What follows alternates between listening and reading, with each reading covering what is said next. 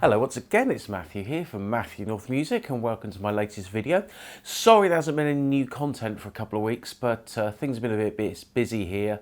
I've been having still a bit of ongoing building work in my flat and a few gigs that I've done and a few other bits and bobs, but hoping to get back on track with some new videos in the next few weeks. And as ever with these videos, if you like what you see, please hit the like button, it really does help. And if you want to see more videos about electronics, music, and other sort of random things here and there, then please hit the subscribe button, it really does help. And if you click the little bell icon, you can be notified next time there's a new video, and they're all absolutely free. I don't charge for my videos, and I never will. Anyway, today, now sometimes when I make videos, things I kind of plan in advance and then I do them and then I make the video about them, or I make the videos I'm doing. Other times things just fall in front of my feet and I think I've got to do a video on that. And that's what today's about. It's in the UK, we have a supermarket called Lidl. Now, it's a German-based company and they're known throughout Europe. And then they came to the UK round about 15 years ago. And if you're outside of the UK or Europe, you might not have heard of this company. And they also have a nemesis rival called Aldi. And the reason these supermarkets have been so successful is because they are generally perceived, and are in many cases, one of the cheapest supermarkets on the high street. But what they both have in common is they have this middle aisle. And in this middle aisle is a whole range of goods that can be literally anything. And they vary from week to week. Now, I've bought a few interesting things from the middle of Lidl aisle over the years. Mostly tools, things like electric jigsaws that I've bought. They do their own range of cordless power tools. I've bought various screwdrivers, spanners, sets, you know, stuff like that. Stuff to do with the car. I've bought, bicycle lock chains, just general stuff like that that, you might not necessarily expect to find in a supermarket. But I've bought them in Lidl. And in more recent times, I've bought other things that have been a little bit more interesting, which I will talk to you about in a minute. But I was in there today and I did find some very interesting products. For example, they do a synthesizer little keyboard, and this little keyboard has got a load of sounds, it's programmable, it's got auto accompaniment, and it's £20. Now, one of these would be the equivalent of something like the old Yamaha Portasound keyboard. Now, I had one of these in about 1988, and it cost £200, which then was a heck of a lot of money.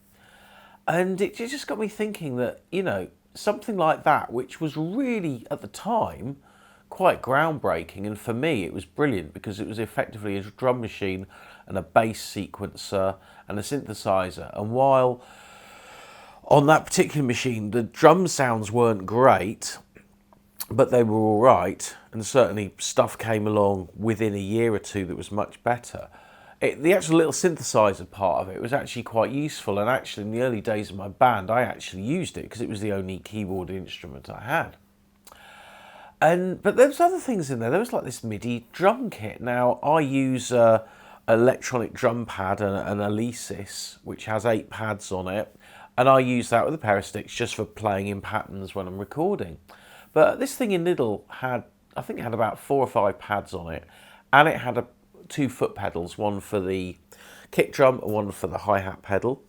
It had USB on it and it had MIDI. So you could use this as a MIDI controller going into your computer with a pair of sticks that it comes with, and you can play your drum patterns and record. And this thing was like 60 quid. Again, that's a useful piece of music making equipment that's really, really cheap. And you would only ever normally expect to see something like that in a music shop. I mean, back in the 80s, shops like Dixon's and Curry's, they would sell some of this sort of stuff, and Tandy as well. But generally, you don't see stuff like that in the high street. And then I kind of saw a few other novelties. And the first thing I kind of bought was this.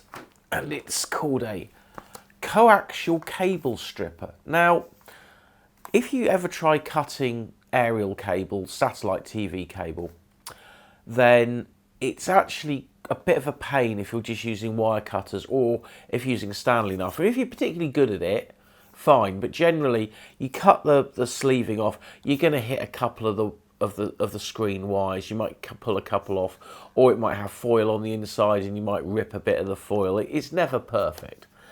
But the thing was with this is it's got various gauges for cutting, and I think this might actually be quite handy for cutting mains cable and possibly also XLR cable and guitar cables. It's probably more useful for guitar cables than XLRs. But I thought for a few quid, I'll give this a go. So we'll give this a quick test now. As you can see, I'm not in the shed. I'm actually in my living room still because the shed is cold and I don't want to put the heating on and it's wet going out there and I can't be bothered. So we'll just take this out of its packet and we'll see what it's like. Now it's made of plastic. It feels fairly sturdy, fairly robust. It's got a straightforward cutting blade there. And then we've got our 3 different sizes of sleeve removing cuts here. So what I've got here, just as a test, is I've got an old bit of mains cable. This is, I think this is 5 amp mains cable. This is actually off an old kettle lead. And I'll try it with the large one. So and the large one actually seems to have a little bit of an adjustment as well. You can actually adjust the height of the blade.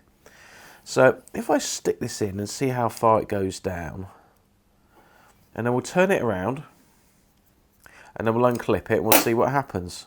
And it's not quite enough, so I'm gonna just make the blade a little bit tighter, and I'll move it in a little bit further back.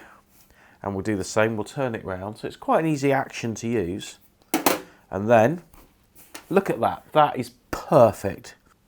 There's absolutely no cuts on the insulation of any of the wires. It literally just took the plastic sleeve off. So this is definitely a winning tool. Now the thing with this tool is, why are they selling it? Because it's designed for RF coaxial cable. Now the thing is, in the world of television, less people are using terrestrial TV, so they don't necessarily have TV aerials in their house, and sometimes if they do have TV aerials in the house, they use indoor aerials. So there's not a lot of call for stripping coaxial cables for TV.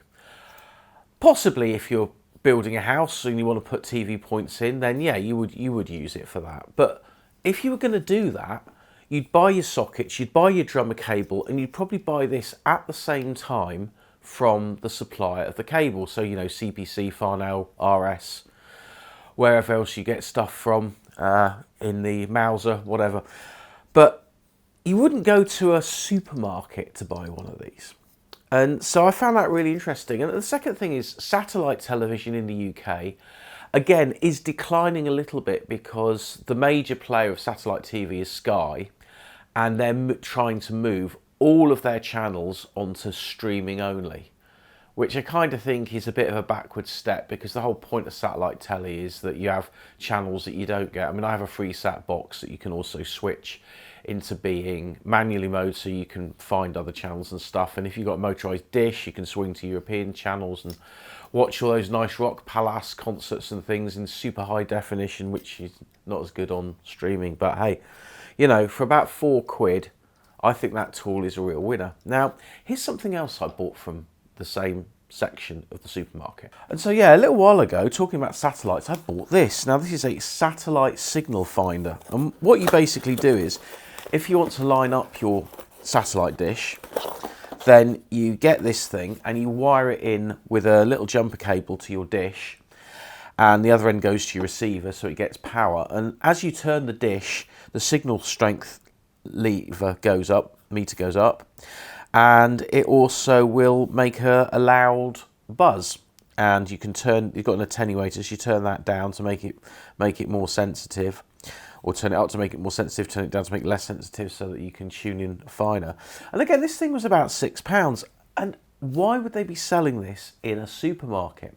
The only customer base I can think of that would buy one of these would be people that have motor caravans, of which they are very popular in the UK and Europe, and they've got a satellite dish on the roof, and they use this to line up the satellite dish from wherever they're parked up. So you kind of see why they've actually made this product.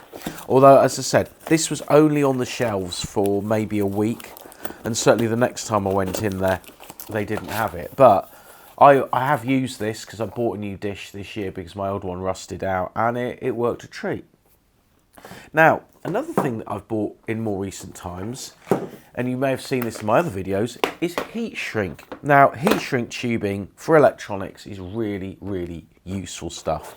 If you don't know what heat shrink is, I shall give you a quick demonstration if I can open this box. And it's a good sturdy box. And basically, if you've got an electrical wire, say our mains cable here, and you say soldered this to something like a connector, but you don't want anything bare showing, then you can cut off a length of this, you pop it over the top, you do your soldering, you then slide this up to where you want it to cover the join, and then you use some hot air or the end of your soldering iron or a paint stripping gun or a reworking tool, anything that provides heat, and then it shrinks and it becomes nice and tight over the connection. Now, the first time I was there, they had these coloured sets, and I thought that's great because I like using different colour heat shrink, especially if it's pedals or amps or something, and it looks nice. And these were about £5. But then the next week, I also bought another box, and this is very similar lengths and sizes, but this is all in black. In fact, there's a few less sizes, I think. Are they the same? No, they are the same. They are the same. Just feels like there's less in there. In fact, there is definitely less in there. If you look at the size, yeah, it's definitely less in the black box. But again, it's the same price, and I bought this as well. Again, very useful, but not something I would ever think of as being for sale outside of a specialist electronics shop.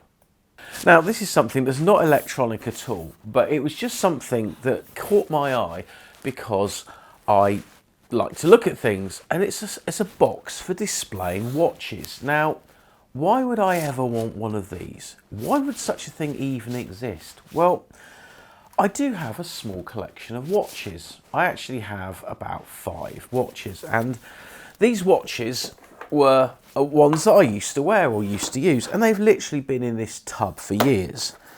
For example, there's a fake Rolex. Now, this my father bought for me when I was about 19, and it has great sentimental attachment because I always thought fake Rolexes looked really, really rather cool back when I was that age. And I've got another one here, although I think the back's fallen off it and I need to give it a repair, but this is sort of a nicer looking one.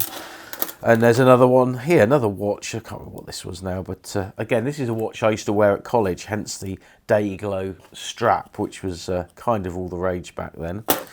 And then I've got this, which was my original digital watch made by Saxon, and I think I got this round about 1981 or thereabouts. And again, it's a really lovely bit of old retro. And there's another watch here that I think I bought this when I was at college because I just needed a watch at the time. But they've literally just sat in this box. And so the idea of having something like this that you can actually display watches in, I actually think is quite cool. But again, it's a really niche product, and I would never in a million years expect to see this in a supermarket. But this then brings me on to my final thing that I bought today. And this is something I never ever thought I would see anywhere outside of a specialist telecommunications shop or even an electronics shop, and that's this. Now, if you're wondering what it is, it's called a crone tool, although they call it a punch down tool on here. And in the heavy days of analog telephony, in your telephone exchange, you would have racks of wires joined together, and these were in frames, and they were called crone frames. And there's actually a picture of one on the back, and if you look at the back, you can see these are blocks, and they have little metal slots that join to each other. It's like a patch bay for telephones. And in my days as a BBC radio engineer, we had rooms full of these that had audio circuits on, and you would take wire like this and you would place it in the slots of the block, and you would join it together by getting the end of this tool and pushing it in the slot, as you can see in this photograph.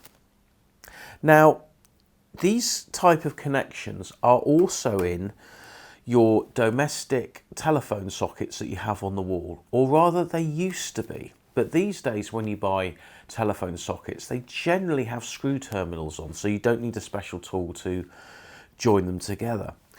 Or if you were, say, fitting in data sockets in your home, then you would also have these type sockets on the back, and you would have your multi-core cable and you would slide the wires in and connect them up. And the thing is this, we live in this world now of fibre optic technology, and over the next couple of years they're going to be taking out as much as they can all the copper wire infrastructure in telephony in this country. They're going to take away all the copper lines and they're going to put in fibres straight to your house, and there'll be no more landlines, which is going to be really not very nice, because I like a landline, and I think landlines are particularly important for people who have things like personal alarms if they're elderly, the little red button thing that you press if you need to call somebody.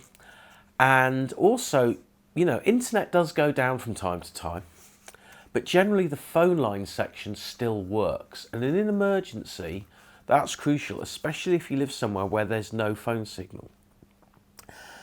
And so with them taking out these copper wires, why would anybody actually need one of these? Because again, like the wire strippers, but even more so, if you're going to be doing any of this kind of work in your own home, the chances are you'll be buying your phone sockets, your phone cable, adapters, anything else, trunking, and the tool to do the job. You will be getting all of that from your supplier. As I said, you know, CPC, Mauser, whoever you get your stuff from to do this. And I just found this absolutely astounding that this was for sale in a supermarket. Now, I've got one of these anyway. I've still got my old one from when I was an engineer. And so it's about 30 years old and it still works perfectly. And it looks identical to this. It just doesn't have, you know, Lidl's branding on it. It's white, but it's the same tool. And I just found, as I said, I just found this absolutely weird that a specialist tool for telephone connection was for sale in the supermarket. I mean, you expect things like screwdrivers and pliers and spanners and, you know, even spark plugs, even though I guess most people don't even, you know, change their own spark plugs in their cars anymore. But to have a chrome tool, which outside of the world of, you know, professional telecommunications engineers and broadcast engineers, you would never see one of these. Even the little cheap ones that you used to get from shops, if you did buy your own phone box, they were just like a little bit of plastic just for pushing the wire in. But what's great about these is, if you look at the end, you can see there's like a cutter here. So when the wire goes in, it goes in like that, and you push it forward and it cuts the end of the wire as it slides into the slot. So it's it does sort of two things at once. He pushes the wire into the slot and it cuts the end of it as well. And there you go. In this strange world that we are currently in, it's really strange to find tools that you would just not expect to see in a supermarket. So, you know, what might we see next? Might we see logic analyzers? Might we see oscilloscopes? You know, who knows? But anyway, I hope you've enjoyed this video. It's just a bit of fun, really, about things that go on in my little world, really. And anyway, there'll be more stuff coming up soon. I've got tons of projects on the go. And yeah, see you on the next one.